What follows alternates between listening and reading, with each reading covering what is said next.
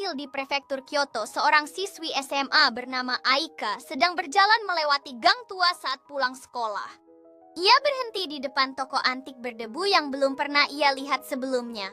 Di dalam toko matanya tertarik pada sebuah cincin perak berukir bunga sakura. Pemilik toko, seorang nenek tua, berkata pelan, "Cincin itu tidak untuk sembarang orang, hanya mereka yang mendengar bisikannya." Aika merasa aneh tapi penasaran membeli cincin itu.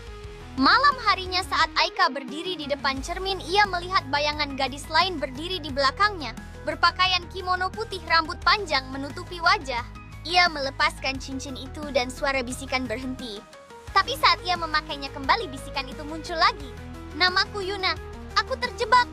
Aika merasa ketakutan tapi juga iba. Siapa gadis itu? Mengapa suaranya terdengar begitu sedih?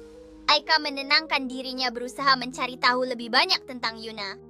Keesokan harinya Aika mencari informasi tentang cincin itu dengan penuh harapan. Tetapi saat ia tiba di toko antik, ia terkejut menemukan bahwa toko itu telah hilang.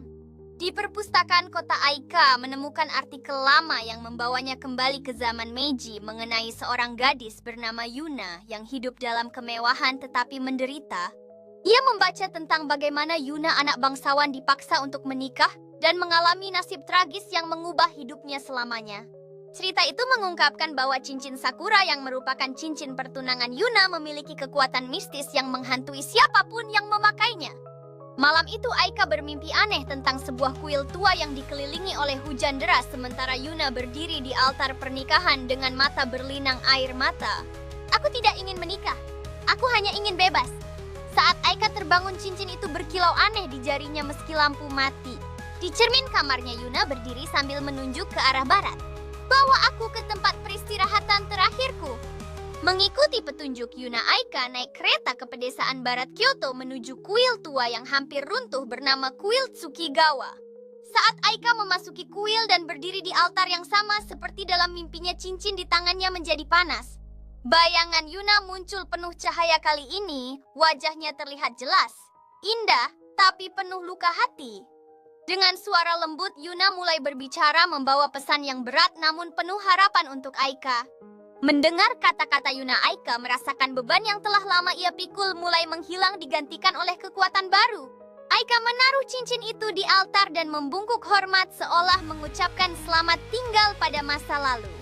Ia berbisik, "Yuna-san, kamu bebas sekarang. Tidak ada yang memaksamu lagi." Tiba-tiba angin berhembus kencang membawa dengan serta suara-suara yang nyaris tak terdengar. Bayangan Yuna menangis dan tersenyum seolah mengucapkan selamat tinggal dengan cara yang tak terduga. "Terima kasih, kau telah memberiku akhir yang tak pernah kumiliki." Cincin itu retak perlahan, lalu hancur menjadi debu cahaya memancarkan keindahan yang menyentuh hati. Aika kembali ke rumah membawa kenangan yang berat namun penuh harapan. Sejak hari itu tidak ada lagi bisikan, tidak ada bayangan di cermin. Tapi ia merasa berbeda. Lebih kuat, lebih peduli. Di bawah pohon sakura sekolah, kelopak bunga jatuh perlahan. Ia teringat senyum terakhir Yuna.